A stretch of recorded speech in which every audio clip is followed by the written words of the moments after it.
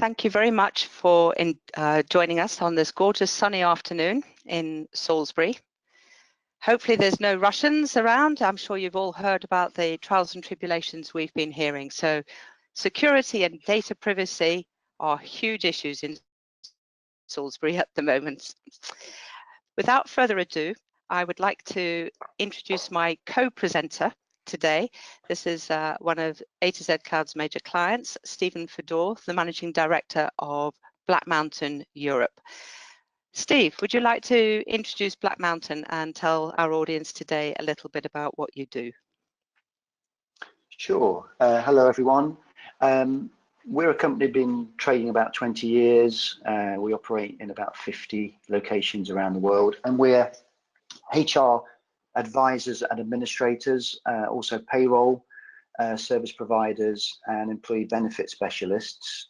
So we provide a range of administration and support services, and we're using Zoho People as our HR technology platform to sync with the other services that we offer to clients, and it's going extremely well. Thanks for that, Steve. Okay, so leading into this presentation, all about privacy and data security.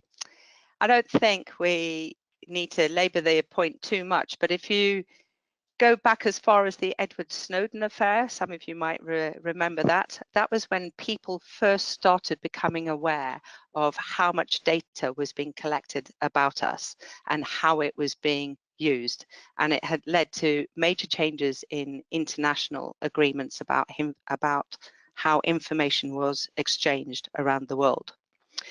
More recently in the UK, we've had events such as the Cambridge Analytica scandal, and whether it did or didn't affect the Brexit results and possibly even the US election results. So quite major effects of data privacy violations there. Of course, also throughout Europe, we've got the new GDPR regulations that came into force in May. And all of this is combined to make people much more aware of how their personal data is used. So the figures that you see on our screen here are from a study that was done this year by Deloitte's Human Capital team, management team. And you can see that it's a hot topic that everybody is thinking about at the moment. It's at the forefront of our minds. And what we're talking about here with employees is no matter where you are in the world, there are rules about how you handle information. You'll see there is a poll that has just been clicked up because we're interested to know where people are joining us from today. So as I was saying, that there are different regulations around the world about how we hold employee data and what information HR departments are allowed to hold. And there's a whole host of data that we have to manage about the people who work for our organizations, right from the point of how we recruit them to what we do with that data when they leave. The exact rules that need to be observed will be different country by country. This data also has a wider value. So if you're from the UK, you'll be aware that earlier this year, the UK government ran a survey to get a better handle on the equality of pay between men and women. And there are requirements on larger organisations to be able to publish that information in an anonymous fashion to the government so that they can ensure that what they're promising about equality for men and women in the workplace is met. So it has an impact wherever you are and whatever you're doing, and how you manage that data has to comply with data privacy and security laws. So what are the processes that we need to manage? So I alluded initially to recruitment and onboarding. So we start with applicant tracking. How do you attract the right people? How do you match the applications you get to the criteria that you've got for the job? And then once you've employed those people, so on the left-hand side here, we have very employee-focused processes. And on the right-hand side, we've got the more corporate or organization relevant processes. So on the employee side, we're looking at things about employee law, health and safety. Do we make sure our employees are safe in the organization? If they have issues with the team members or perhaps with the manager they report to, what are the processes that we use for reporting that and making sure employees are happy? How do you manage the training? How do you make sure that they grow into the job and what they need to fulfill their specific role requirements? And then once you've got that information, it feeds, so the data is flowing around the circle into different areas of what you need in an HR system. So how do we evaluate your performance? How can we assess it in as objective a way as possible, and support people to make sure that they achieve the necessary level of skills to do their job well, and that in turn has an impact on how they're compensated and whether or not, for example, they're entitled to a bonus perhaps, or whether they get additional fringe benefits for that are tied to the role that they're doing and the work that they're doing. Similarly, we want to manage the way that an information will flow around an organization. So the HR system needs to reflect the structure of an organization and how teams liaise with one another. Perhaps, Steve, you'd like to pick up on some of this flow and what you find out there in the field when you're talking to people.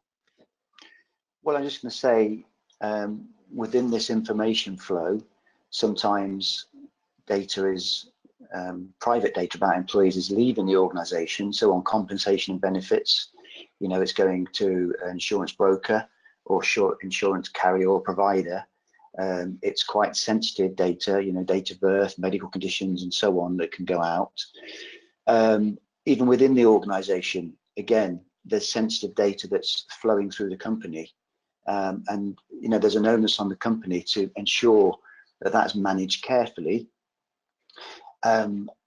So, you know, we've got from onboarding a new starter to then setting them up for payroll payments, to making sure that they enroll in statutory training or other training programs that the company may require. There's a lot of information flow. And the system, when we go on to the next slide, is a way of actually not only ensuring that it's a smoother and more efficient process, but also minimizing the risk for data being shared inadvertently with the wrong people. So they're the main points I was going to say, really. That HR process has lots of areas where there's risk where privacy could be, you know, broken, and this is where technology can really help.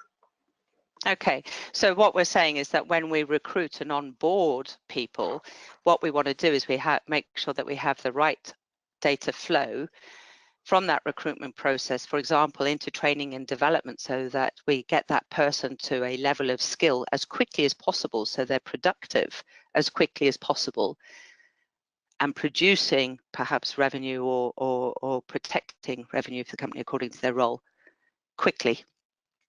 Because obviously that's effective, much better use of your money. I think we also need to check that a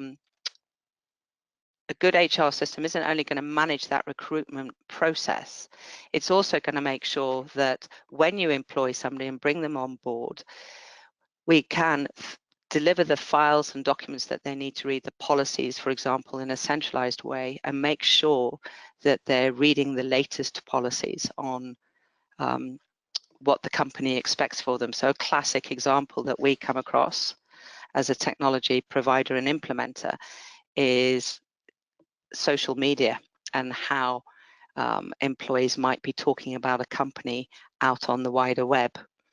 And clearly companies want to be aware of that or have policies on how those employees behave in the wider web. So that's one way that we can think about how the technology can be used. As far as training is concerned, of course, we can hold all the details of the training programs that an employee has been through, what was agreed perhaps in their performance review, we can hold the cost that we've invested in the training costs, the certifications that have resulted in the courses that they've done and the training that they've done. I was going to say an example of the training was, and one thing about Zoho, we use Zoho as the base product for our product, which is BM People. We've worked with a medical client where certain training and fulfilling certain training requirements annually is a must for them to be in the job. So we've helped automate what was a paper process into an online form and an automated report. So this is one of the benefits. So this is allowing the management and the company to have visibility very clearly, and it's actually also helping the employees make sure that they are doing things when they need it to be done and they're compliant with the training that they must do. So the system enables and helps that compliance element of statutory training that certain job roles need. And I think linking back to what you mentioned on insurance, I can totally relate to that, because from a personal level, my husband is a principal engineer in an oil company, and he has to have professional insurance, indemnity insurance for designs and things that he's signed off, which in turn impacts the customer, the oil company's insurance. So I think these are areas where we can put in to the HR system renewal dates and tasks that will ensure a level of automation to make sure that all of these compliance requirements are met. But I think the one that interests me most, Steve, is I know I've put payroll here against compensation and benefits. I know Black Mountain used the API, or we helped you use the API to integrate it into your own personal developed tool for managing flexible benefits. Would you like to expand on that, perhaps? So we also offer a flexible benefits portal, and one of the things we can do with Zoho, we have done, is to integrate this into Zoho People. So there's no signing out and re-signing into a different portal. It's seamlessly within one system, and people would expect to find details of their own benefits, their life cover, their medical cover, within an HR portal. And so this is what this does. So they can seamlessly, from within Zoho People, click into their benefits section and find out about the benefits. And allied to that, we've been able to offer flexible benefit products. So actually, it's a real employee engagement tool. So it allows a company to give the employee additional options on benefits over and above what the company provides. It might be, for instance, dental is not provided, but through the portal and through the system, there's an option to get a dental policy for the family, private dental, at a much discounted rate compared to the individual doing it themselves. So they're getting company rates. And feedback from clients is that they really like the fact that it's all housed together and it's seamless. So there's a single sign-on, you don't have to log anywhere else. In an age where we're overloaded with passwords and logins, having it all in one place is a great benefit for employees and the management. And on the payroll side, also the system can generate starter and leaver reports automatically. So again, you're minimizing the time and the process workflow for giving the payroll team in-house or an external payroll provider the data they need each month around new starters and leavers for the payroll. Clearly another area is variables like bonuses and commissions and so on, and that can also be worked on. But there's two areas there, payroll and compensation and benefits, where through using the system we can save time and also minimize the risk for data going astray, and that's important in this day and age. And of course, being able to give employees instant access to their most recent payslip is a big one. I know that we've been doing, because people need that that time of year when you have to do those tax returns. So I think the key thing here about how the technology can transform HR is about how we can keep employees happy and engaged by responding quickly, and giving them self-service access is a big one. Moving on, how can we drive processes through employee data? So personal identification tools. There are so many companies that you go into now where you need an ID card just to get access, you know, a special secure key card to get into the building. What parts of the building are you allowed to get into? So we can integrate Zoho People into these types of tools. And in fact, another one that we've done for Black Mountain is where we've integrated a time management system where employees can log in and out by just touching their thumb onto a monitor as they walk into the building. Big requirement in the hotel trade, for example, or other shift-driven industries. You've then, of course, got things like employee submitted records that we have to worry about. So this is employee-owned data, so their bank details, their next of kin, any health information, as well as government information like the national insurance number and changes in tax codes. So you need to be able to give employees the right to update that information. I mean, and also the amount of data in that area is huge. I mean, as we take on more clients, and all clients are different and have different needs, the number of data fields to set up a new employee, I think, is 90 now. We have 90 different data fields relating to an employee. Not that every company needs to fill in all 90, because they vary from company to company, but it just shows the variance in the types of data that can be held by a company. And obviously that's a lot of data to manage. So having that partly entered by the employee self-service saves a lot of time, and also having it in a secure system as well that can then also generate reports so that the company can look at various aspects of their workforce is really useful. Okay, so employee feedback is the next thing. So that we have a lot in the press recently about happiness ratings and things like that. And I think most companies will certainly, as you get into the 50+ types numbers of employees, will start wanting to understand how the people that they employ feel about the company, about any changes that are coming or where they think the company should be going. So it's great to be able to run feedback surveys to get dynamic information from your employee base.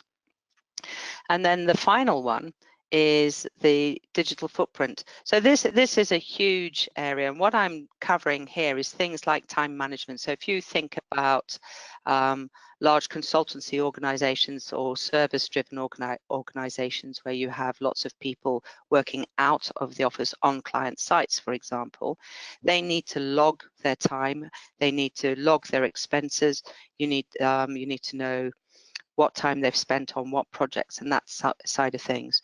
So one of the things that we can do with a good online HR system like Zoho People is improve time management and understanding where people are and what they're doing. And moreover, how that integrates into your billing systems. So the more that we can automate data flows from one area to another, the better the consistency and the accuracy of the data that we get.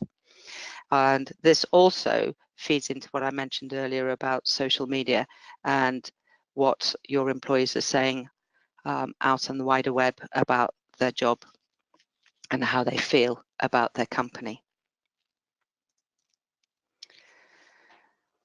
So we know employee data has to be protected because it's sensitive. And I think many companies, certainly in the UK that I've spoken to, who come to us asking for advice on GDPR, are only thinking about customer data, sales and marketing data.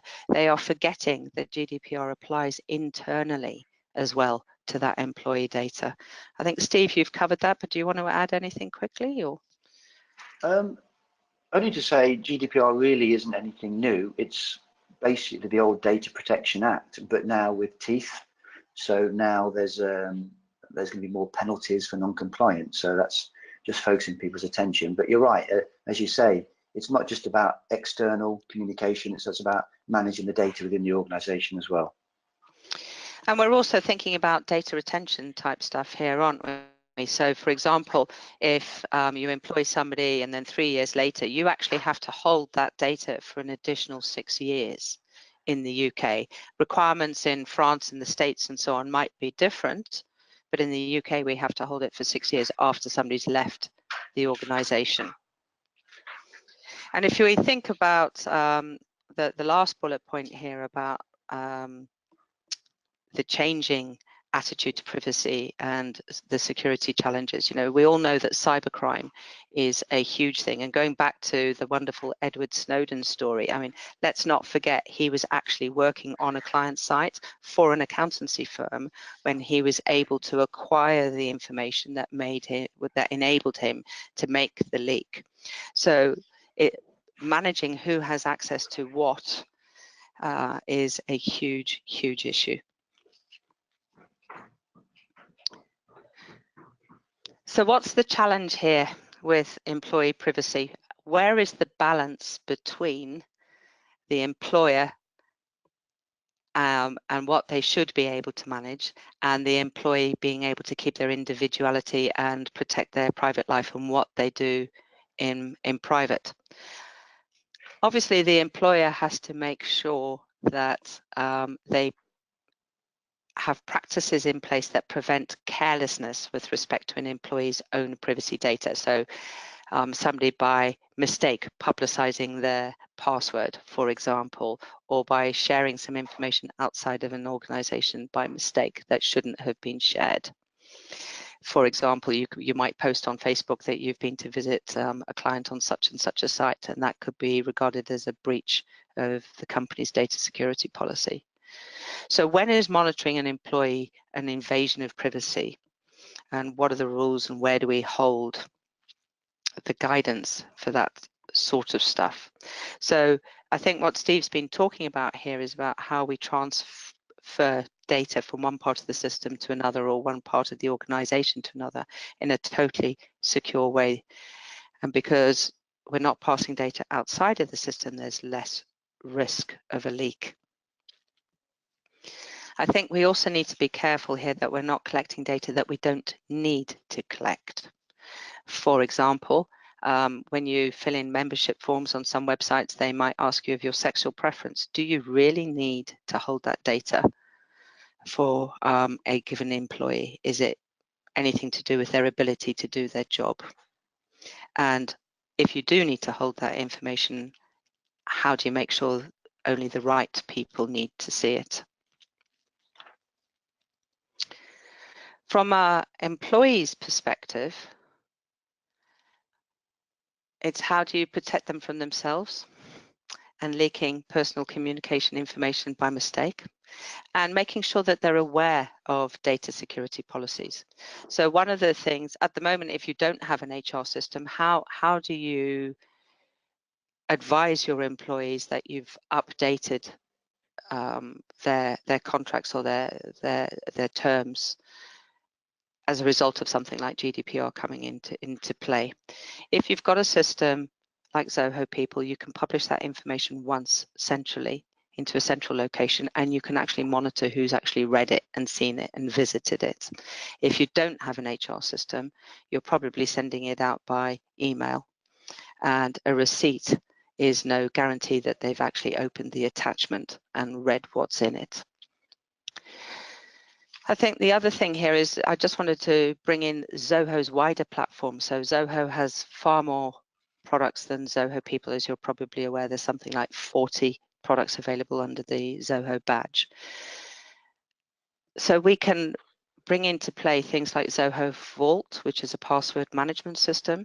So employees never actually see their own passwords because Vault manages it all for them. And those policies and how you share passwords can be linked through according to role from Zoho People. And if you don't want to use a cloud-based password management system like Zoho Vault, you could use Manage Engine, for example.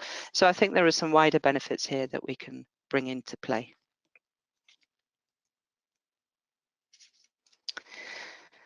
The next point I wanted to bring up was how do we share with employees what we're doing?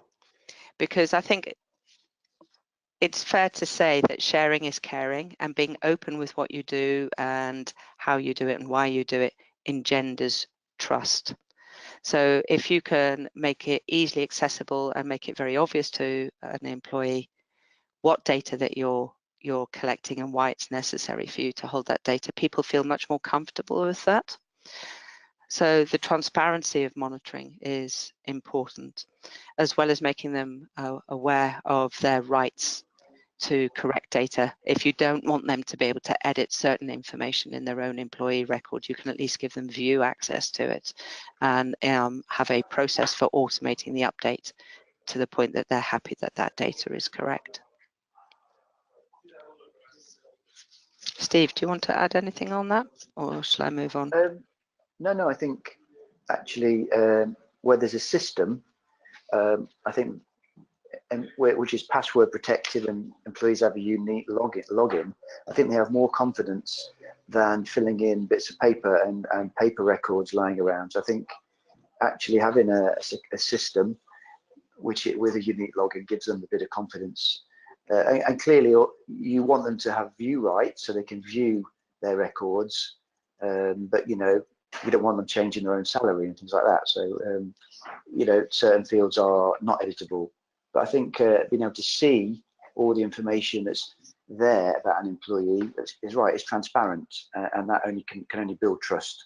So I think it's a positive employee engagement tool, being transparent, letting them see the data that's held, sharing that, allowing them to edit certain fields, which, you know, and not others, but at least see them. Okay, so in Deloitte's survey, they actually went out and asked the employees what they wanted and what type of connectivity they wanted to their employers without losing privacy. And what the survey results showed is that there's a big disconnect between what the employees want and where companies are actually investing. So you can see here, 72% of employees believe that connectivity will improve their productivity. Yet only 11% of companies are actually taking steps to enhance the connectivity. So I think there's an issue here around ease of communication from all devices. And I think this is the time lag between the way that we have historically done things and how employees now expect us to be able to provide instant access via their mobile phones, for example, at a time that suits them. So when you bring all of this together, the challenge is, how do we increase the collaboration between employees so that we can maximize productivity whilst maintaining privacy? The goal is to accelerate and smooth those HR processes through automation. And I'd like to introduce you now to Zoho People. So if you haven't seen Zoho People before, or if you're not using an HR system, then this is what Zoho People does. Steve, we've perhaps been a bit too chatty. We're running short of time. We've got about 15 minutes left. Do you want to just touch on the functions here that you use and that you think your clients like? And those of you who are on board can perhaps, while Steve's talking, you can respond to the poll. Well, clearly it's a very easy way to communicate all the company policies, because they can all be housed, and also we can ensure that employees have read them, so a log can be maintained within the system. So it's great for onboarding, and employees can go back to it if they're, you know, if they want to. Forms can be housed within the system. The data is there, so from recruitment to onboarding. There's employee self-service, so they can, if their bank account changes, they can change that themselves so they get paid into the right place. Leave and attendance management within one system, so it's paperless. Clients really like, I think managers really appreciate the ability to being able to have a calendar view of their department, to see actually quite nicely with photos of key staff members which days they're off. And so if a new request for a holiday or leave comes in, they can look at staffing they've got and see whether that, you know, to approve that, or maybe go back and say, actually, no, we can't do that because you know, several colleagues are off at the same time. So it's a great tool to visually quickly manage leave. Also, it can generate reports around sickness, absenteeism, so you can see what's happening within the workforce. Okay. So So I've got some lots of things. screenshots here that perhaps we could pick up on. Unfortunately, you majored on one on the calendaring and the leave management issue where I didn't put that screenshot in, but we can talk about it because I've got other ones. So for those of you who haven't used People but perhaps have looked at other Zoho products like Zoho CRM, you might be familiar with this feed functionality. So the feed functionality is something that's common across most of the Zoho products, where you can see the communications that are going on between people. So this is an example of how very quickly and easily we can address that 75% of employees that believe improved collaboration and connectivity with their colleagues will increase productivity. So, and also if you've been off and you need to see what's been happening in your team, you'll be able to see the conversation when you come back from holiday and catch up. We've also got instant chat built into the tool. So there's a little video here that shows you how the chat tool works. It's built in from the bottom of the screen without leaving the People environment. You can go and see who's online, type in a message and get responses. So it's not just from you to your manager or from managers to their team members, it's across the organization. And the employee can control who they're connected to through the chat tool. I think one of the big ones is being able to get the information at a time that suits you on the device that suits you.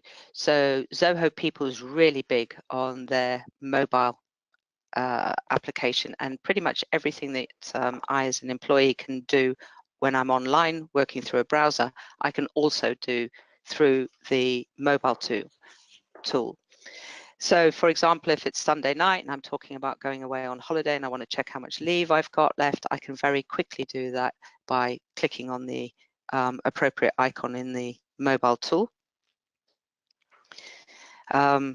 I can also, if I need to speak to one of my colleagues, so what this screenshot is showing here is I can go and choose to speak to Abigail Anderson, just click on her name and see her contact details and thereby phone her if I needed to. So there's a lot that we can do here, and including logging the time, as I mentioned before. So if you are working on a client site remotely and you need to log your time on a particular project or a particular task, you can do that through the mobile app.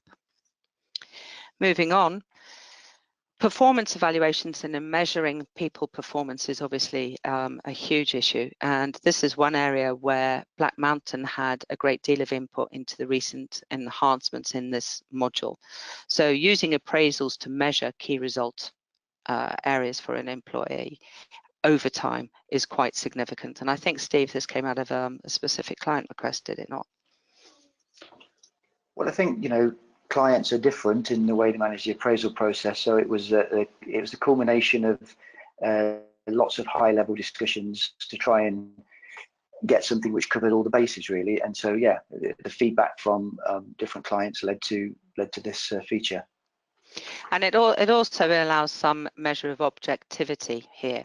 And I think one of the more recent developments that Zoho have deployed is really interesting, because out in the marketplace, there is a general feeling that organizations are going for a much flatter structure, a much less hierarchical structure. And we're seeing increasing use of peer-to-peer reviews as having some significance in the performance management process. So this is a screenshot from the 300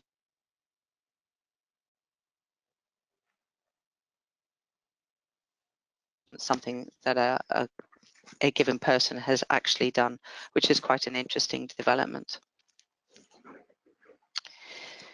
I'm going to skip through because we've got to ask, we want to give you the right to ask some questions. As Linny said right back at the beginning, all of these slides will be shared. So please do ask any questions if you've got any questions while we're talking. I'm just going to quickly touch on some of the analytics that we've got here. So for example, we've got some graphs here where we can see a trend in the rate of attrition, so staff leaving an organization, and the rate that we're hiring people. And if people are leaving faster than you can employ, then you've obviously got a problem. So this is the benefit of capturing this data, which if you're working in using a manual system or spreadsheets and individual documents. It's much harder to get dynamic real-time data with click-through support. I don't know Another if you thing want just added into that, another metric would be, for example, the reason people are leaving. So the system can capture exit interviews and categorize the reason for leaving. So you can see what's happening. Why are people moving out of the organization to another organization? And that can help drive HR strategy for the year ahead to address any issues. Okay. Right, I'm just going to go straight on to the end piece, which is about protecting the employee data and privacy, and how Zoho People handles privacy and GDPR, because it is built into the system from the ground up. Zoho People is secure by design and by default enables the most detailed level of privacy and data security. So what can employees and employees do? So if you need to export information from one system to another, then we can make sure that the files that you export are password protected. So if they do go awry, unless you know the password, it can't be opened. Everything that is done in the system is logged, so we can see who's changed what, who's edited what. So if somebody argues that I didn't change that information, the log will be able to tell us if that is in fact not the case. If we are holding personal information that is highly sensitive, then we can mark a field as personal and make sure that the content of that data is not revealed to any other users or added in a workflow. And last but by no means least, we can mark fields to be encrypted, adding an extra layer of security. Everything in the system is managed using roles. So for example, we can say that a manager can view his team manager's data, but he may not be able to edit it. So depending on what the policies are in your organization, we can control who has view, edit, and delete rights at an individual field level. And finally, on that GDPR point, at any point, as we've laboured, I think, employees have a right to access through self-service. We can manage the right to rectify. So if they don't have edit rights to a particular field, we can put a process in place to make sure that they can request that information to be rectified and manage that process. If they choose or think that some data should be forgotten, maybe they've had a poor performance appraisal or something like that, or something was mentioned that they don't think the company should hold on file, they can make that request, and subject to that request being marked as valid, that data can be permanently erased. And of course, the top level is being able to request that their data is no longer processed. So again, if the request is marked as valid, it's a simple single click to stop processing of that employee data. We've rushed the last little bit. There is a lot of information online at zoho.eu/people. If you're in the US, please change that to zoho.com/people. And now we'd like to take questions if there are any. So I have sorry, was that another question coming in? No. So we've got a question here. Do we offer a performance management module as a separate product? I don't believe we do, no, but I will get clarification on that. Steve, do you know offhand? I don't think we do. I think it's an add-on module, but you have to have people to start with. Yeah, you can have a condensed module without it, but you can't have that as a standalone module. No, I didn't think so. Does Zoho People support location-based geo-restricted attendance tracking? Yes, it does. Okay, so Zoho just launched a poll asking you if you'd like a more detailed demo and to actually see the product in operation. If you would like that, please make sure you enter into the chat area your full email address, preferably your work email address, so that we can get back to you. The reason we ask for a work-based address is Gmail and Outlook type addresses tend to bounce. So please make sure we have your work email address, and we will contact you to organise a one-to-one demonstration.